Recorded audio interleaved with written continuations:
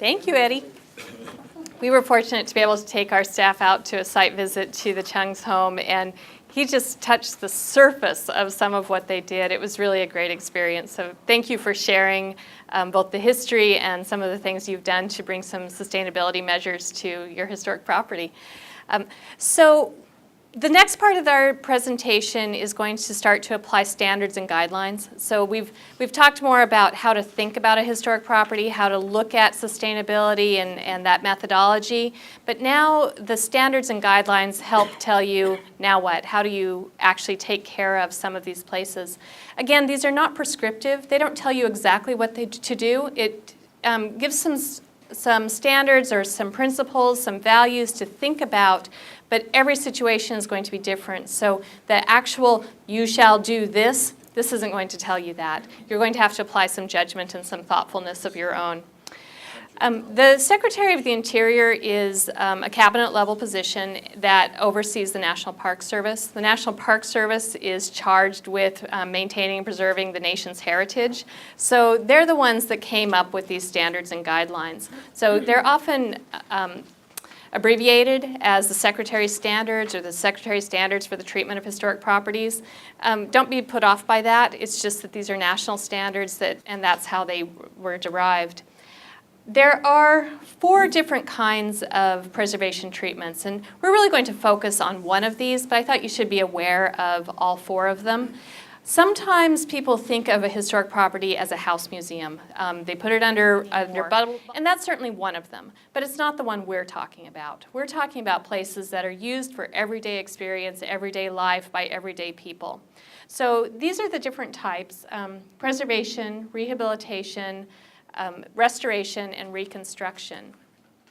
Preservation is the one that most people are going to be doing. This is taking care of what you have. It's maintenance, it's conserving, it's repair, it's fixing it when it's broken, trying to keep it from breaking in the first place. And really, I think for most homeowners, this is what you're doing every day. You're treating for termites and cleaning the gutters and cleaning the kitchen, and you are doing preservation in that process. So we're going to talk about this one most. The second type is rehabilitation, and this is when it's deteriorated or it's gone through some rough times, kind of like the Chung's house when they first saw it in 1983 and the windows were nailed shut and the kitchen was kind of falling apart. It needs more work, and it really needs to have maybe being brought up to code more. Maybe the plumbing is old, maybe the wiring is old, maybe the foundation is a little shaky. So this is when you really need to alter a bit more, but it still looks at maintaining that character, maintaining that history. Sometimes when people are changing the use of a place, it's also a rehabilitation. So some of the examples here are when a property has changed from one kind of use to another. That can be done through this treatment type. The last 2, again, are pretty rare as far as what we're talking about, but just so you know what they are. Restoration is finding the most important period of time that tells the story of that place and restoring it to just that period of time. So, for example, Iolani Palace, its most important period of time is when the monarchy of the Hawaiian Kingdom lived here, King Kalakaua and Queen Liliuokalani. So even though it had a 100-year history as the territorial legislature, the state legislature, and then some kind of really odd years where they had Connex boxes on the lanai and looked really odd, that 100 years is not as important as the monarchy period. So what you see Iolani Palace today is restoring to its most important period. This is what's used mostly for museums or for living history places. You know, think of Kona Coffee Living History Farm, for example. And then the last type is reconstruction. And this is where a historic property has been destroyed in some way and is being rebuilt back how it was. So it's used if a historic property has not been surviving, but you really want it back anyway. So Haraguchi Rice Mill on Kauai was flattened in Hurricane Iniki, and they had fortunately done a lot of drawings and measurements and were able to rebuild it. So if you go and visit this in Honolulu now, what you're seeing is a recreation, but it's just as it was in its historic period. Most people are not going to do that with your house. Most of you are going to preserve your house or rehabilitate your home. So we want to talk about what that is. In your resources, there are links that take you to the Secretary of Interior standards and guidelines. Standards are a series of concepts, and the guidelines help illustrate those a little more specifically. And together they provide a framework and guidance for decision making. So if you look at the standards for rehabilitation, there's only 10 of them, and they're very straightforward. They make a lot of sense if you just look at them, you know, and think about them a bit. But the first is you want to have minimal change to the character-defining features. You know, you don't want to be taking something out that really is an important part of the history or the character. So the character of the property shall be retained and preserved. You don't want to remove or alter those important spaces. Each property is a record of its place and time. So you don't want to make up history. You don't want to have conjecture or think, well, I think it might have been that. You want to base decisions on that period of time and what was appropriate for that time. But places also change over time. They aren't static. So for example, the Chung's house built in 1921 also had changes in the last 98 years, 97 years, and some of those changes are just as important as the ones in 1921. So you want to recognize that change itself can also become historically significant. Distinctive features. This is the really important look at the finishes, the construction techniques, the craftsmanship. You want to keep those things.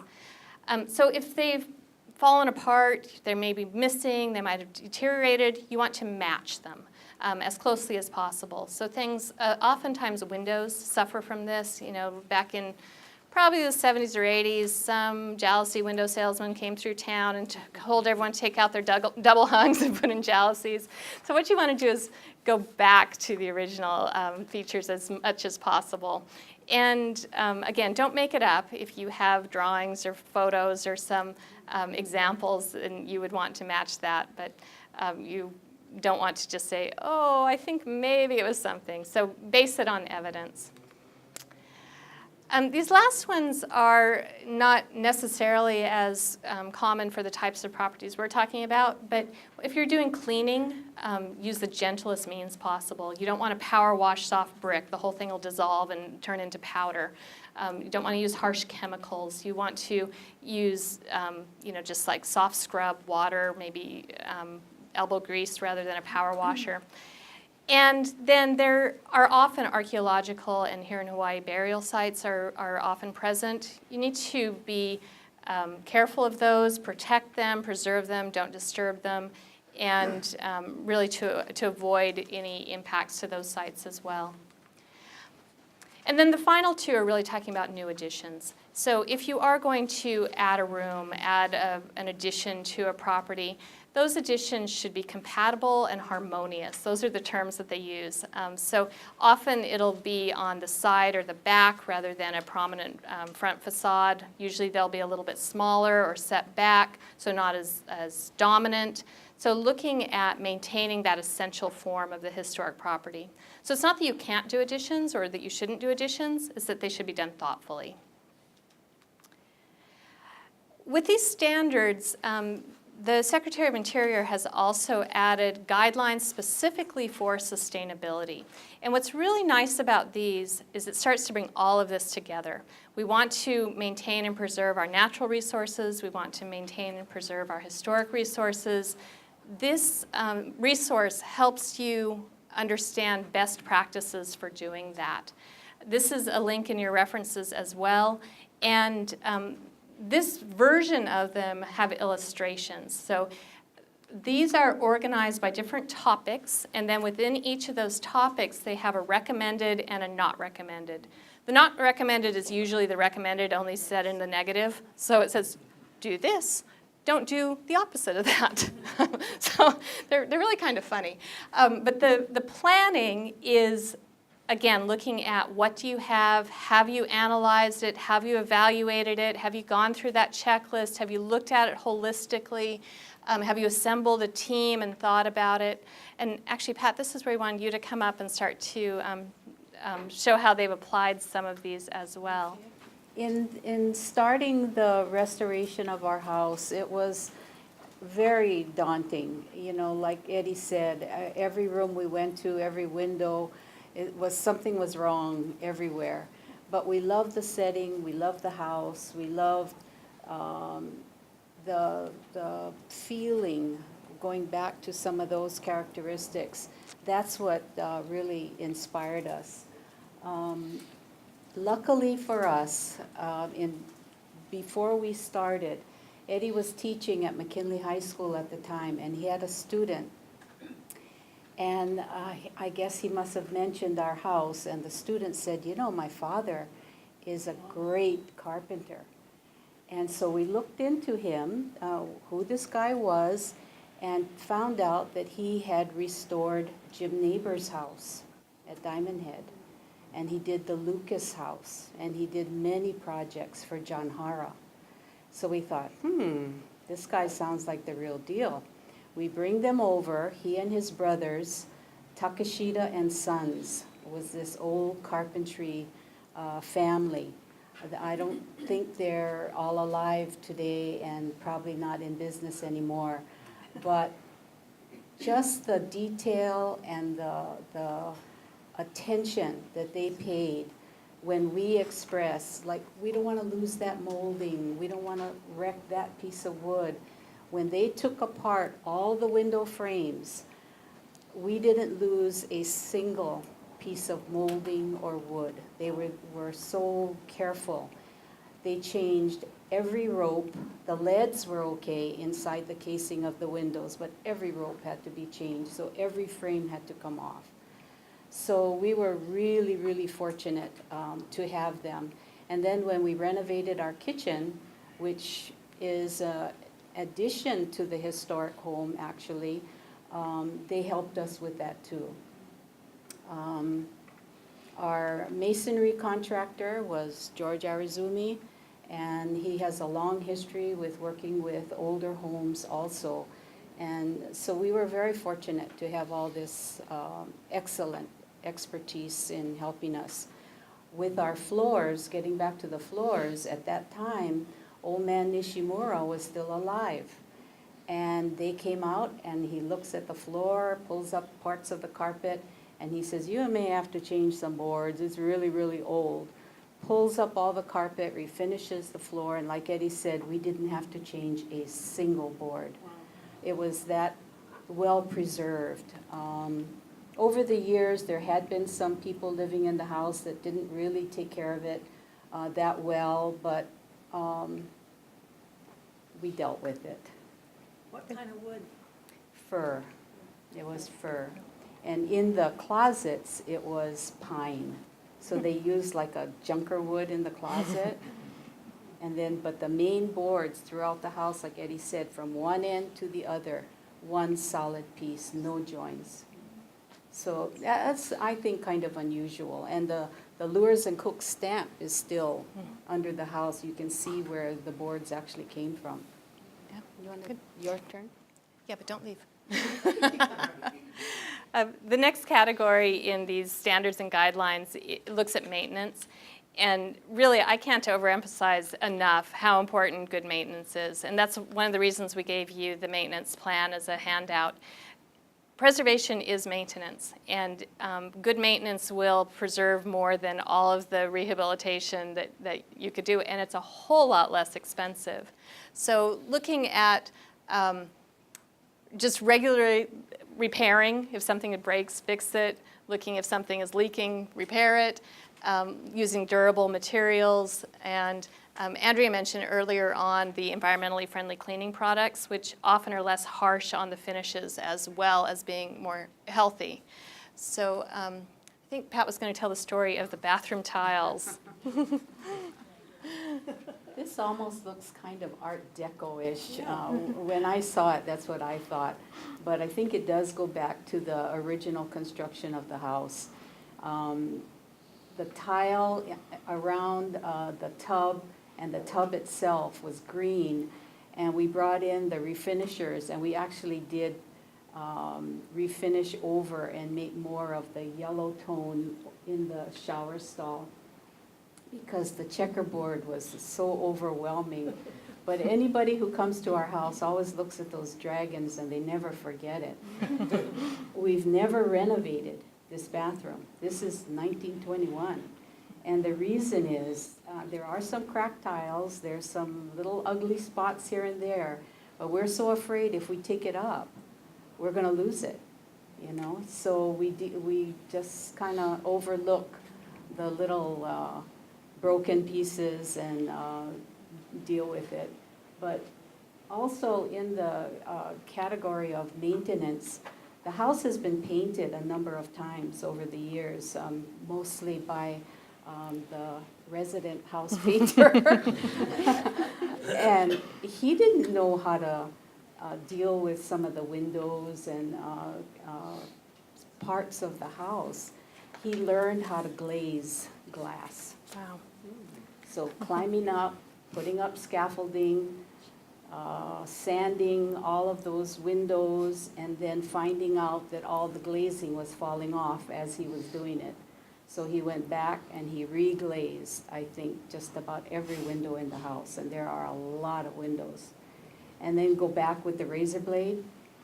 It was very, very, very tedious. So he's done a lot of, he's learned new skills, put it that way. Just a quick question, when you reglaze the windows, did you take them out of the frames or did you just do it in place? In place. Did it in place. Yeah. Another thing that we did that was unexpected was there were two very large silver oak trees on the side of the house, and the roots were kind of getting underneath, and I noticed a crack on the floor. And so we brought in an arborist to look at the two trees, and come to find out both of them were full of bees. The whole inside of the trunk was hollow. And he said, if this tree goes down, it's either going to take out your next door neighbor Linda's house, or it's going to take out your house. So it should come down, sadly.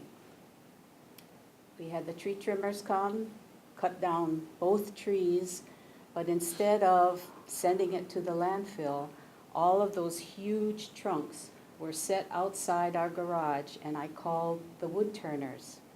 And they came and they picked up every piece of wood. Then a couple weeks later, a guy knocks on my door, and he turned this beautiful bowl out of that silver oak tree. He calls it a silky oak under here, but I've always thought it was called a silver oak.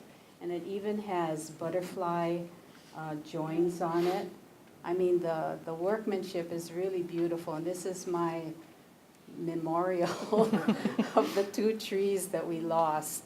We hate to cut down trees, but in that situation, they really did have to go. Yeah.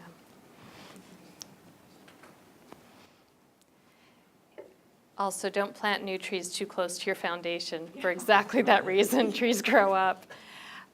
But actually, that takes us to this next category, which is the site features, which is also related to water efficiency. And the Chungs have done a lot with water efficiency and site. Eddie talked about some of that.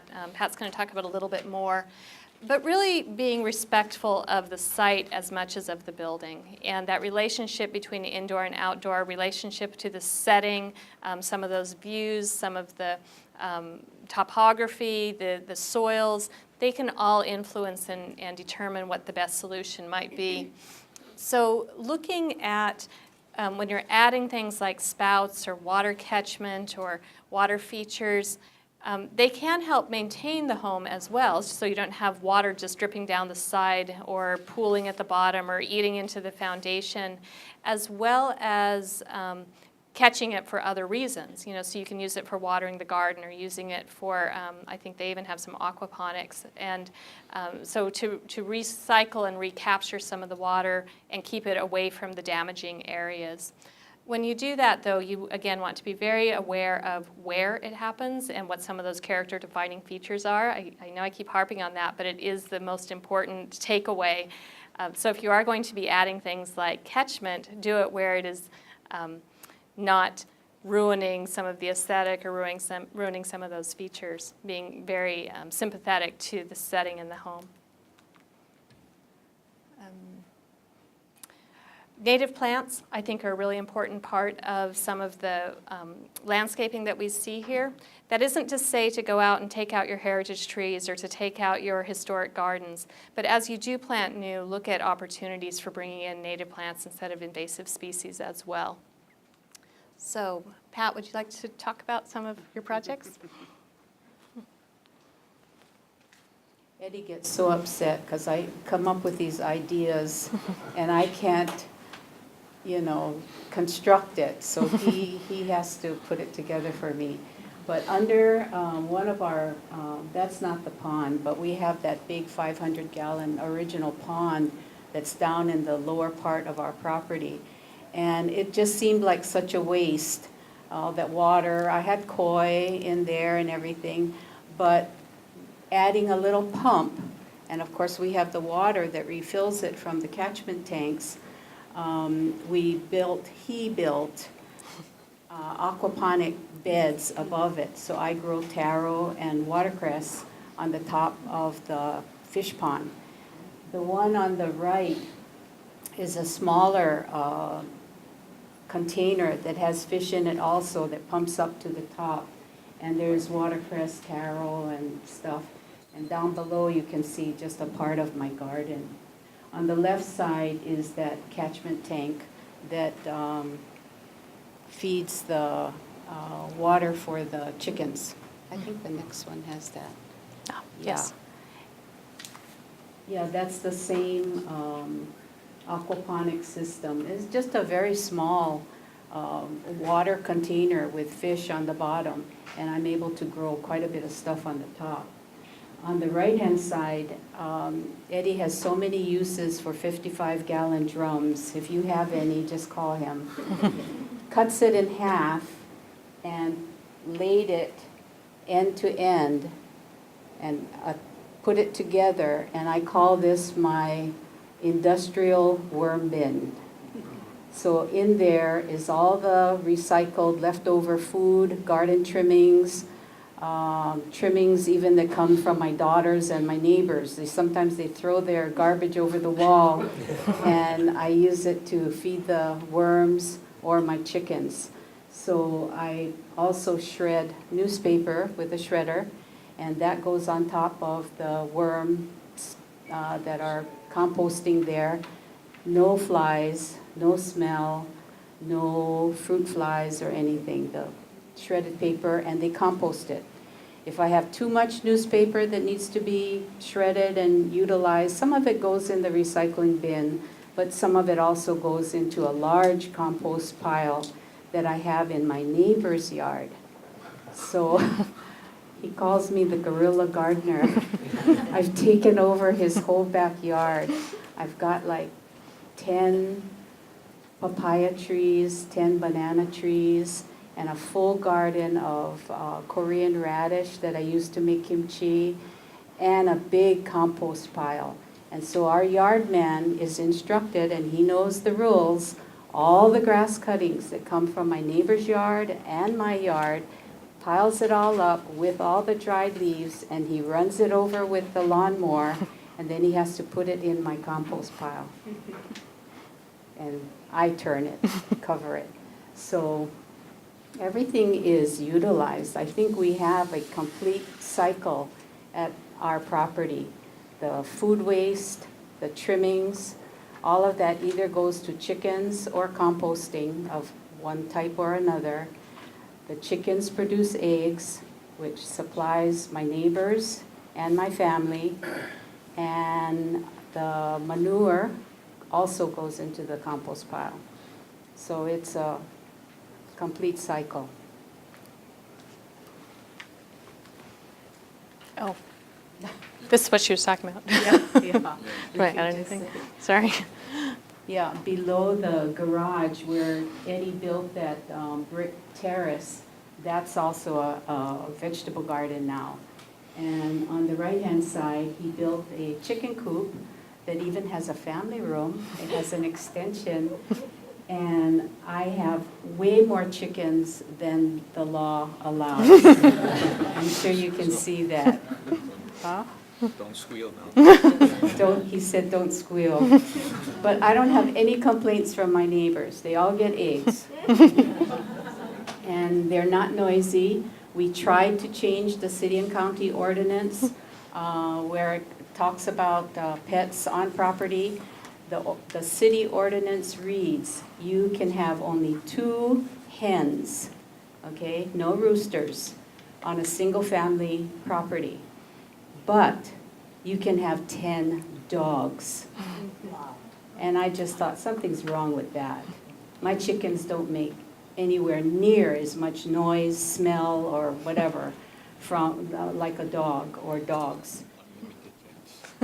Oh yeah, and the same ordinance, he says, unlimited cats.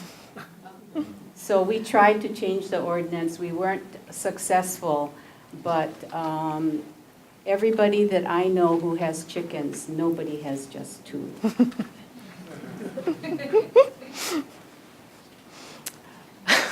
I'm moving on. We talked a little bit about the pyramid of first conservation, then efficiency, and then energy generation. So solar technology is an option for energy generation, but it's less important than the conservation methods or the efficiency methods.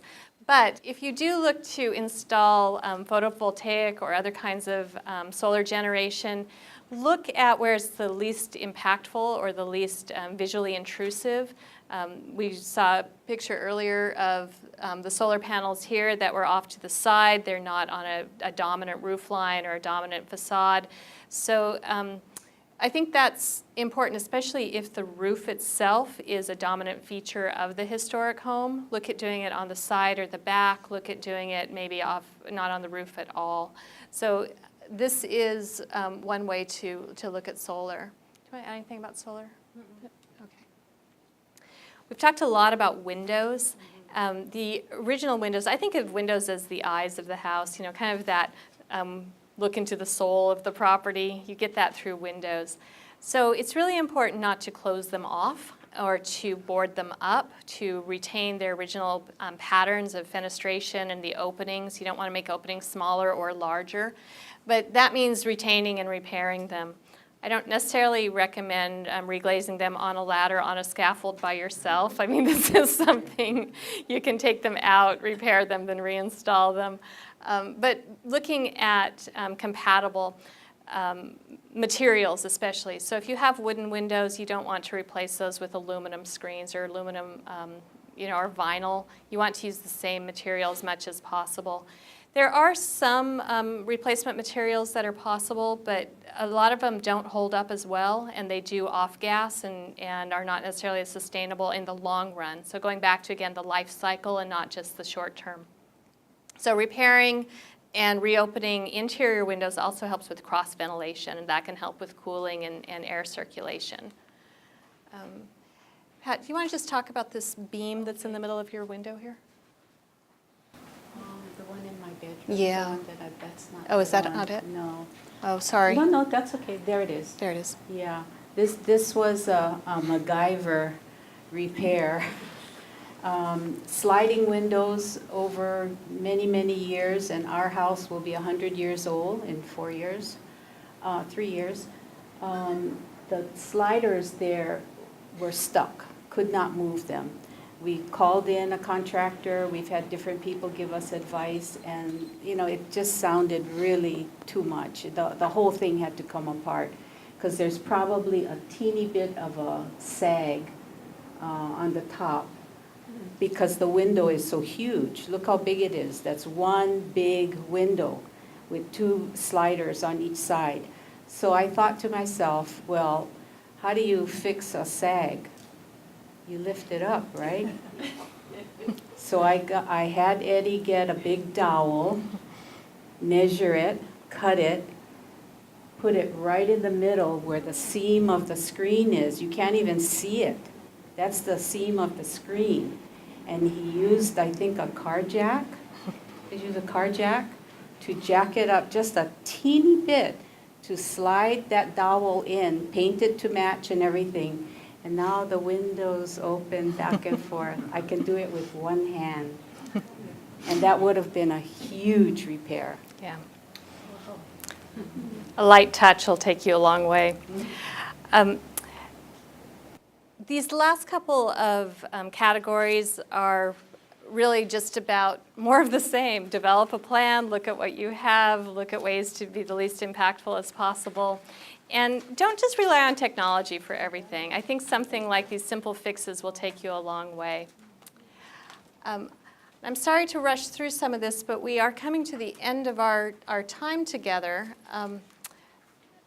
So rather than have open discussion, I think we're going to bring our formal presentation to a close, but we'll stick around and we can do one-on-one if people want to come up. Do you want to share the poem with them? Yeah, I just want to Come up to the mic. pass this around. Just pass it around. This was the poem written by the lady that owned our house back in, I think, the 30s, something like that. It's called A Song Within My Heart. Your charm is like a perfume in my garden. It lingers like a song within my heart. And then she goes on, and really it's her heartfelt love for our home, our property. And this is the picture of the pond, and it pretty much looks like that today. You can come up and look at it.